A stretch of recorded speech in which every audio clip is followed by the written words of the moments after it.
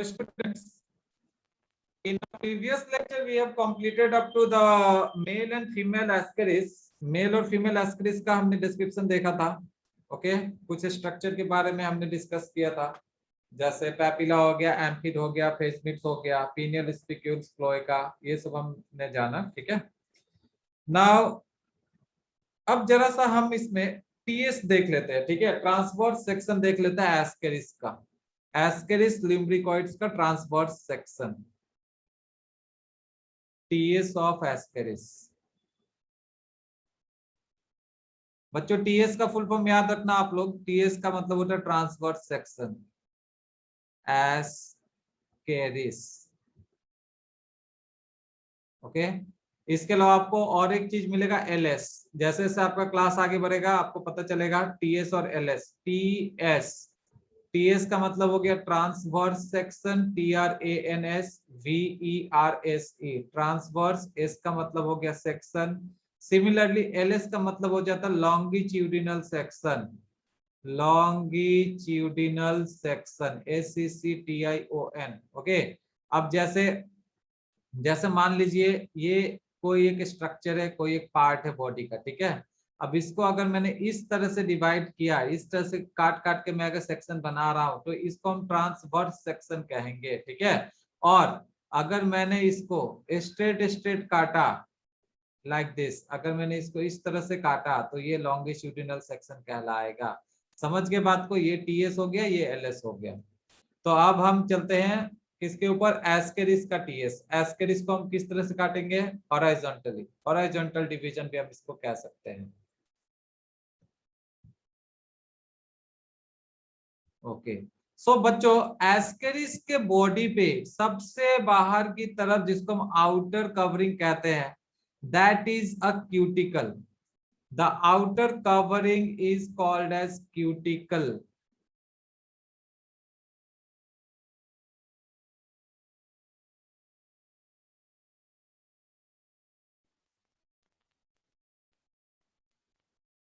Okay, और cuticle के अंदर, क्यूटिकल क्या करेगा, प्रोटेक्शन प्रोवाइड करता है.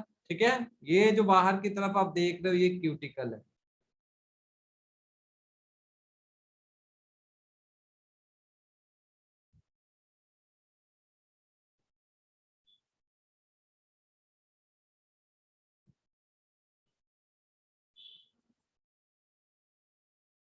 ओके, नाउ क्यूटिकल के नीचे हमको मिलेगा epidermis, the another layer, CUTICLE.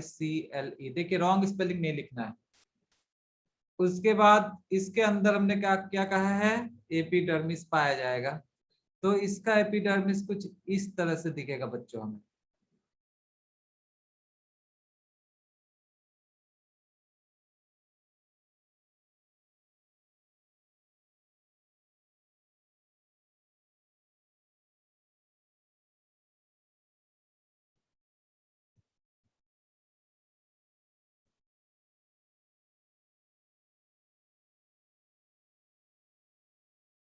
Actually जब तक डायग्राम नहीं बनाता हूँ ना तब तक अच्छा नहीं लगता है ना. डायग्रामेटिकली कुछ चीजें अच्छे से समझ में आती है.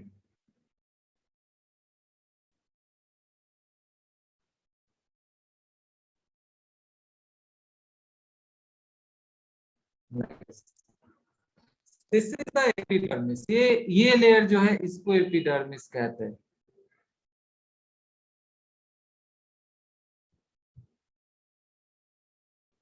ओके, ये क्यूटिकल हो गया बाहर का लेयर, अंदर वाला एपिडर्मिस हो गया. अब सबसे अंदर की तरफ हमको एक ट्रैक्ट मिलता है. ठीक है, जिसको हम डाइजेस्टिव ट्रैक्ट कहते हैं. This is the digestive tract.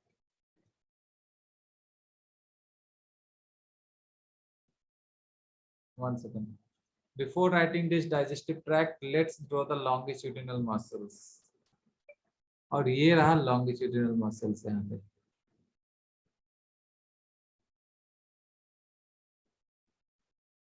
Like this.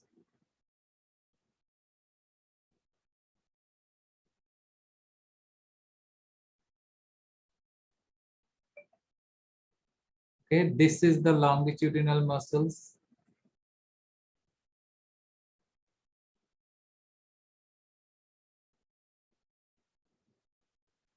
and this is the digestive tract.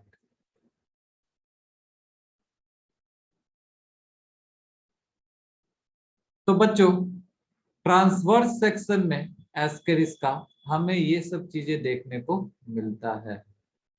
Okay, so that's all. ये मैं ऐसे आप लोग को बता दूं एक्स्ट्रा नॉलेज, ये एनसीईआरटी में नहीं था, फिर भी मैंने आप लोगों से डिस्कस किया बिकॉज ये बताना बहुत ही जरूरी था। जैसे आउटर लेयर जो है इसको क्यूटिकल कहते हैं, ये प्रोटेक्शन प्रोवाइड कर रहा है, ठीक है। फिर एपिडर्मिस है, उसके बाद ये लॉन्गिट्यूडिनली कुछ मसल्स अरेंज होते हैं वहां पे, तो ये लॉन्गिट्यूडिनल मसल्स हो गया, और डाइजेस्टिव ट्रैक्ट है ये, ठीक है, जहाँ से फूड पास होता है। Okay, now now let's discuss some of the example. Okay, आप कुछ एग्जांपल्स देख लेते हैं और जिसको भी टाटा बाय करते हैं। ओके,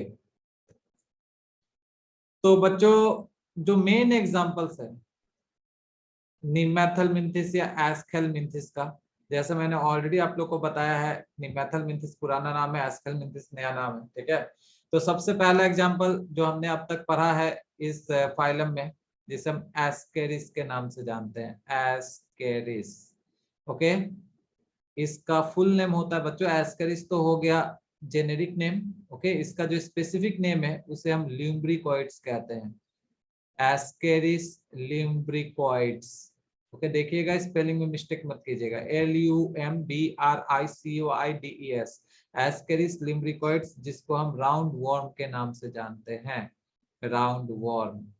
ओके, सो ये रिप्रेजेंटेटिव है, this is the representative of this phylum, main representative. Okay, उसके बाद बच्चों जो सेकेंड एग्जाम्पल है बहुत ही डेंजरस है, जो फाइलेरिया कॉज करता, फाइलेरियल वॉर्म कहते हैं उसे, ठीक है। आप लोग 12 में जाओगे तो ये एग्जांपल आप लोग को मिलेगा ह्यूमन हेल्थ एंड डिजीज में, जब डिजीज पढ़ोगे, that is filaria. Filaria is caused by which organism, तो आपका आंसर होगा ऊचेरेरिया, WUCHE, ऊचेरेरिया, RERIA, ऊचेरेरिया, ठीक है। ये इसका जेनेरिक नेम हो गया, और इसका अगर स्पेसिफिक नेम का बात करें तो वो है bancrofti, BANCROFTI,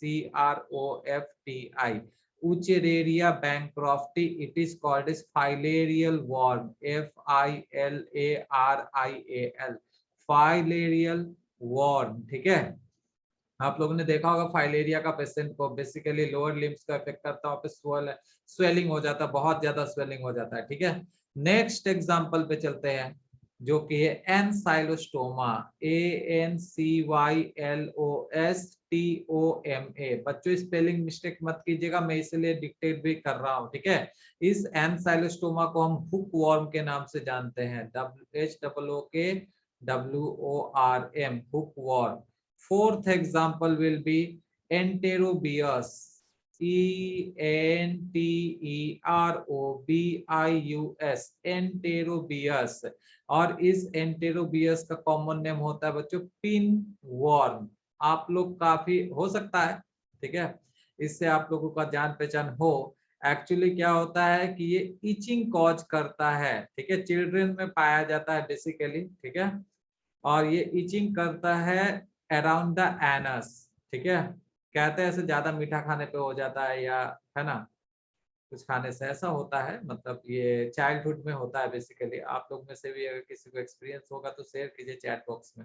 okay, so it causes itching, ITCHING, itching around anus, ठीक है, ये एनस के अराउंड में इचिंग कॉज करता है। Then another one for your information, it is called as loa loa, LOA, लोआ लोआ, ये आई वॉर्म है, ये आंख को इन्फेक्ट करता है, ठीक है, काफी डेंजरस है। डिस्कवरी चैनल में आप लोग को देखने को मिल जाएगा, ठीक है। पहले तो मैं देखता था, दिखाया जाता था वहाँ पे, अब पता नहीं टाइम में इतना मिलता नहीं है, ठीक है। तो लोआ लोआ जिसे हम आई वॉर्म के नाम से जानते हैं, ठीक है। And the final one dracunculus, DRACUNCULUS, dracunculus. It is called as guinea worm, guinea pig को ज्यादातर इन्फेक्ट करता है, तो इसे हम गिनी वॉर्म के नाम से जानते हैं, ठीक है। गिनी पिग मतलब जो पापुआ न्यू गिनी में पाया जाता है, छोटे छोटे पिग्स होते हैं, ठीक है। नाउ तो बच्चों अकॉर्डिंग टू एनसीईआरटी, तो अगर एनसीईआरटी के हिसाब जाए तो एस्केरिस लिम्बिकॉइड्स मेन एग्जांपल है, उचेरेरियम मेन एग्जांपल है, एंसाइलोस्टोमा भी मेन एग्जांपल है, ठीक है। और बाकी तीनों आपके नॉलेज के लिए दिया गया है, okay, for your better understanding. Okay now, तो बच्चों जैसे मैंने बताया था ऊचर एरिया के बारे में, एक बार थोड़ा सा और इसका डिस्कस कर लेते हैं। तो ये जो ऊचर एरिया है ये ह्यूमन पैरासाइटिक वॉर में, ठीक है, मैं यहाँ पे लिख देता हूँ, this wuchereria is a human parasitic worm, it is a human, one second,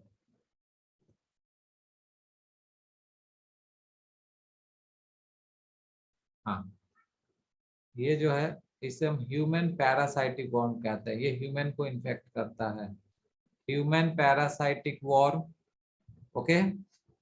It is the major cause of lymphatic. It is the major cause of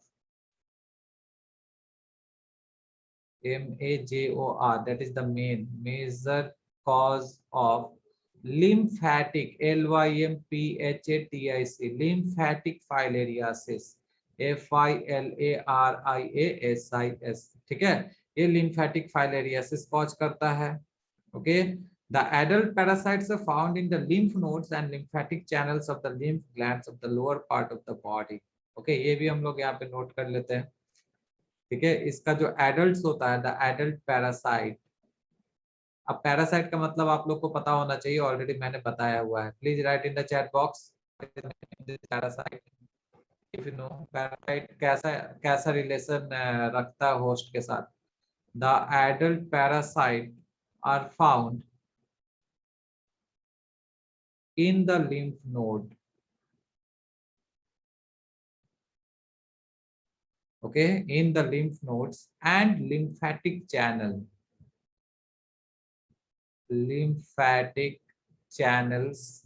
of the lymph gland, okay, basically in the lower part of the body, जैसे मैंने बताया था lower limbs को affect करता है, in the lower part of the body, okay। अब बच्चों जो फाइलेरिया कॉज करता है, ठीक है, the filaria causing vector is what, infected Culex mosquito, ठीक है। ये फाइलेरिया कौन कॉज करता है, तो ये तो ऑर्गेनिज्म होगा, चलो इसको फैलाता कौन है, इसका वेक्टर कौन है, तो it's vector is also mosquito, ठीक है, जिसको हम क्यूलेक्स मॉस्किटो कहते हैं, CULEX क्यूलेक्स मॉस्किटो। जैसे मलेरिया कौन कॉज करता है, ठीक है, उसका वेक्टर कौन है, तो एनोफिलिस फीमेल जो कॉज करता है उसका वेक्टर का नाम है culex mosquito. This is an important question as per your NEET is concern, okay, ये नीट के लिए काफी इंपॉर्टेंट क्वेश्चन है, culex mosquito, okay। So that's all from Nemathelminthes, or you can say Aschelminthes. We will continue in the sorry, we will continue with the Annelida now, okay।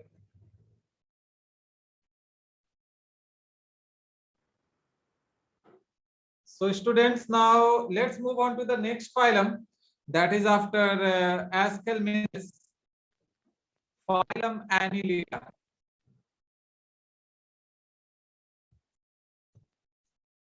तो बच्चों already मैंने आप लोग को एनिलिडा के बारे में बताया है, ठीक है, कुछ कुछ इंफॉर्मेशन दिया है, चलिए सब कुछ इकट्ठा करते हैं, ठीक है।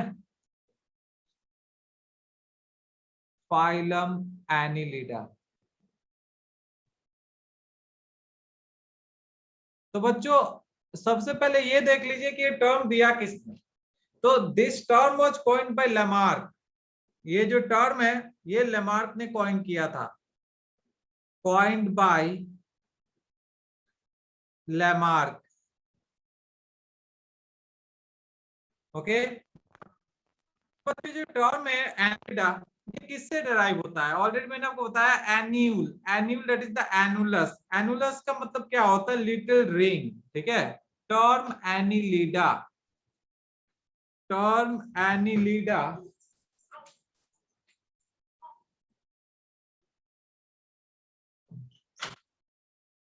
is derived from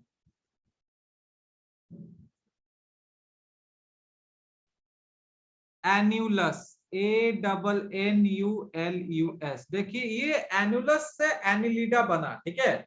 एनुलस का मतलब क्या होता है, लिटिल रिंग, ठीक है, इसका मतलब हो जाएगा little ring, LITTLERING,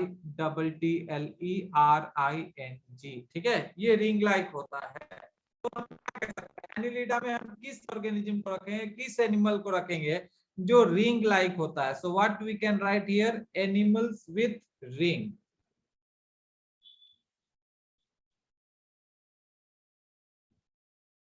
Okay, now we know that these are the first eucoelomate, है ना, ये सबसे पहला ट्रू सिलोमेट है, यहाँ पे हमको सबसे पहले ट्रू बॉडी कैविटी मिला। these are also the first eucoelomate, that is the true coelom animal। Okay, और कौन सा सिलोम? यूसिलोमेट में मैंने आपको दो कैटेगरीज बताए बच्चों, पहला बताया था सीजोसिलोम और दूसरा बताया था एंटेरोसिलोम। तो आप लोग काइंडली चैट बॉक्स में लिखिए, ये जो एनिलिडा है ये सीजोसिलोम है या एंटेरोसिलोम है? चलो ठीक है, आप लोग लिखते रहना, मैंने लिख दिया, it is a schizocoelomate. Okay, now it is the introduction, now let's look at the main characteristic features of this phylum.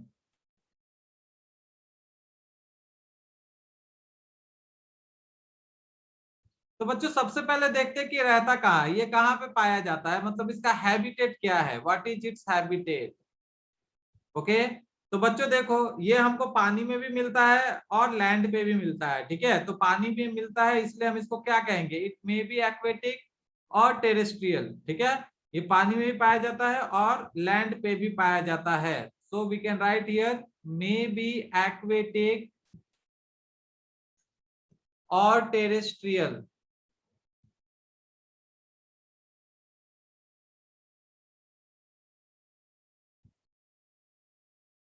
Terrestrial मतलब जो लैंड ड्वेलर्स होते हैं, जैसे कि हम लोग टेरेस्ट्रियल है, ठीक है। अब बच्चों एक्वेटिक है तो क्वेश्चन ये आ रहा होगा कि अब तक तो हमने जितने भी फाइलम पढ़े हैं, अब सर ने बताया था कि मैराइन या फ्रेश वाटर, तो अब ये जो ऑर्गेनिज्म है एनिलिडा, ये किस पानी में मिलता है, फ्रेश वाटर में मिलता है या मैराइन वाटर में मिलता है? तो बच्चों for your kind information, this Annelida will be found in both marine and fresh water, ये मैराइन में भी मिलेगा और फ्रेश वाटर में भी मिलेगा हमको, ठीक है, ये फ्रेश वाटर भी पाया जाएगा और मैराइन में भी पाया जाएगा, that is both. Very good Alvi Suhail Ahmed. Okay, now next character is they are free living but sometimes parasite, ये फ्री लिविंग भी होता है, फ्रीली लिव करता है, but they are parasitic also. Parasitic मतलब they they will derive nourishment from the host। okay, parasitic also, और parasite का मतलब होता है एक ऑर्गेनिज्म को बेनिफिट होगा तो दूसरे को हानि होगा, not minus, it will be sorry it will be minus, मैंने जीरो लिख दिया, it will be plus and minus, that is one organism will be benefited and the another organism will be harmed। तो benefit किसको पहुंचेगा यहाँ पे, Annelida को, Annelida को बेनिफिट पहुंच रहा है बिकॉज जो पैरासाइट है, और जो होस्ट है उसको हानि पहुंचेगा। एक एग्जांपल मैं यहाँ पे ले रहा हूं, जैसे लीच, लीच का नाम आप लोगों ने सुना है, लीच इज व्हाट, जिसको आप लोग जोक कहते हो, जोक, ठीक है, ये मड में भी पाया जाता है, पानी में भी पाया जाता है, मड दैट इज द कीचड़, ठीक है। तो ये जो लीच है ये सैंग्विवोर्स होता है, सैंग्विवोर्स, सैंग्विवोर्स का मतलब होता है ब्लड सकर्स, जो ब्लड लेते हैं, ब्लड ईटर्स होते हैं, ठीक है, ये ब्लड चूसता है, जैसे that is mosquito is also sanguivores, तो जो खून पीता है उसको हम सैंग्विवोर्स कहते हैं, ठीक है। अब ये जो लीच है, लीच क्या करता है, ह्यूमन बींग्स के शरीर से खून लेता है कि नहीं है, ठीक है, खून लेता है ना, तो इसलिए इसको हम सैंग्विवोर्स कह रहे हैं। तो लीच को तो खून मिला, बट जो ह्यूमन से खून लिया उसका खून गया तो माइनस हो गया, मतलब वो हार्म हो गया, ठीक है, तो plus and minus association, it is called as parasitic association. Okay students, so till now what we have seen, that is the habitat. Habitat क्या क्या बोला मैंने, पानी में भी रहता है, लैंड पे भी रहता है, पानी दोनों में पाया जाएगा, मैराइन में भी और फ्रेश वाटर में भी, देन फ्री लिविंग भी हो सकता है, ये पैरासाइटिक हो सकता है, ठीक है। Now the next character, the next character will be what, depending upon the organization। अब इसका ऑर्गेनाइजेशन कैसा होगा बच्चों, ठीक है, क्या बोला जाता है, सेलुलर लेवल होगा, टिश्यू लेवल होगा, ऑर्गन लेवल होगा या ऑर्गन सिस्टम लेवल होगा। ठीक है, तो अब आप लोग खुद भी बता सकते हो that it will be what, organ system level. Already मुझे एक आंसर मिल गया है अलबिसवेल अहमद से, very good. It will be of organ system level.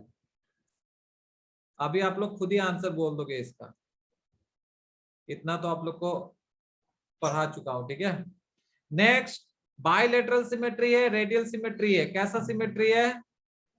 Bilateral. Bilateral symmetry का मतलब आप लोग को पता है अब, that the organism will be divided into two equal halves only from one axis. Okay, next will be they have 3 germ layers, और 3 germ layer वाले ऑर्गेनिज्म को हम क्या कहते हैं? ट्रिप्लोब्लास्टिक।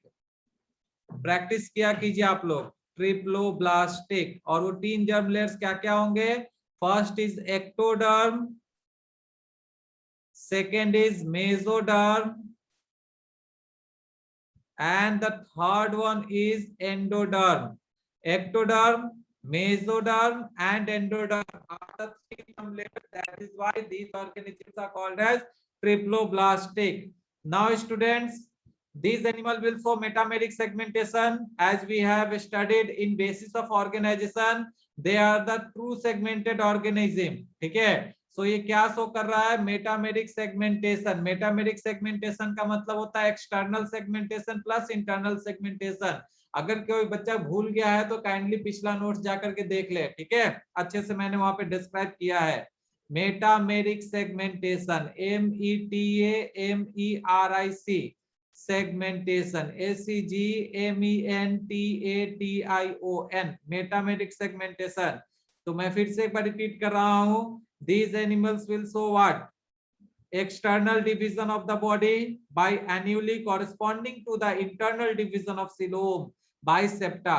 मैं यहाँ पे लिख भी देता हूँ, चलिए आप लोग को हेल्प हो जाएगा। ठीक है, मैंने ऑलरेडी आप लोग को बताया है कि यहाँ पे हमको एक्सटर्नल डिवीजन मिलेगा और इंटरनल डिवीजन मिलेगा। ठीक है, तो जो एक्सटर्नल डिवीजन है वो किससे हो रहा है? ठीक है, तो देखिए बच्चों, जो एक्सटर्नल डिवीजन होता है, एक्सटर्नल डिवीजन पाया जाता है, ये एक्सटर्नली डिवाइड होगा, बॉडी एक्सटर्नली डिवाइड होगा। एक्सटर्नल डिवीजन कौन कर रहा है? एक्सटर्नल डिवीजन कैसे हो रहा? तो external division by annuli, annuli, ANNULI, that is the ring. ठीक है, जो एक्सटर्नली डिवाइड हो रहा है वो एन्यूली से हो रहा है, तो रिंग कर रहा है, रिंग, RING। अब बच गया इंटरनल डिवीजन। इंटरनल डिवीजन भी पाया जाएगा यहाँ पे। इंटरनल डिवीजन, इंटरनल डिवीजन कैसे हो रहा है? इंटरनल डिवीजन ये क्या बना रहा है? ठीक है, ये इंटरनल डिवीजन होता है, बॉडी जो इंटरनली डिवाइड हो रहा है, internal division, it forms coelom. Okay, it forms coelom, that is the body cavity by septa. Septa, that is the chamber. Chamber से ये सीलोम का फॉर्मेशन करेगा। ठीक है, इस सीलोम को हम बॉडी कैविटी कहते हैं, body cavity. So what we can write here? ठीक है, इन टोटल हम यहाँ पे क्या लिख सकते हैं? ठीक है, that these animals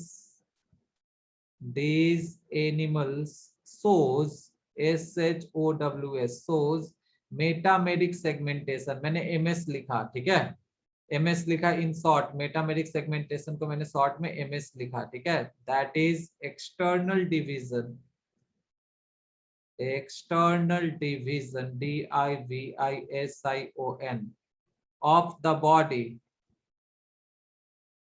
by annually, ANNULI, annually corresponds to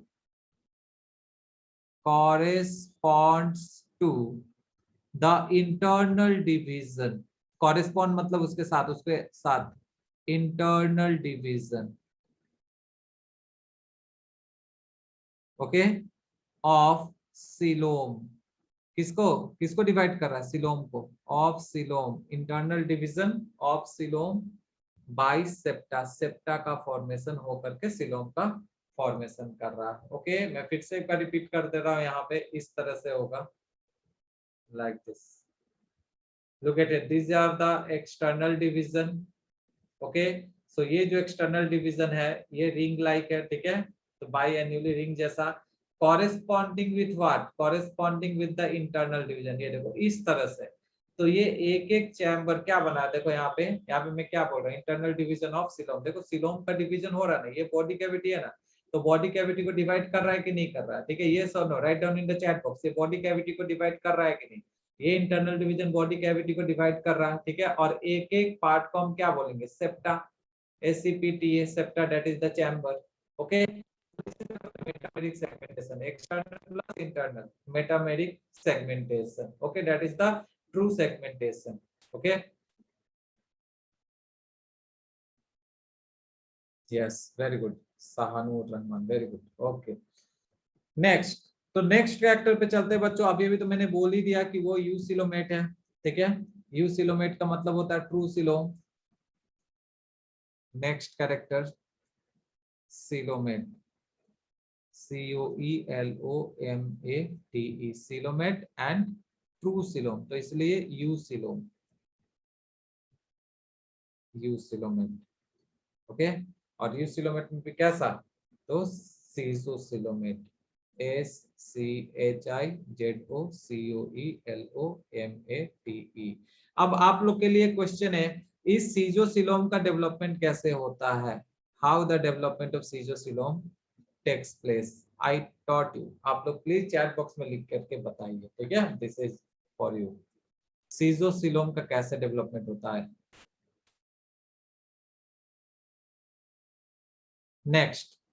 next students, they are the first animals to have the circulatory system, ठीक है। और ये जो सर्कुलेटरी सिस्टम होता है ये क्लोज्ड सर्कुलेटरी सिस्टम होता है। सो आवर नेक्स्ट कैरेक्टर, आप लोग काइंडली ये लिख करके बताइए सीजोसिलोम कैसे फॉर्म होता है। I am waiting for your answer. First animals to have circulatory system,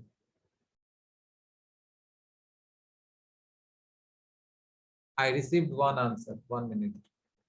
Okay, it develops as a split in mesodermal sheath. Very good, Shahnawaz Alam, very good.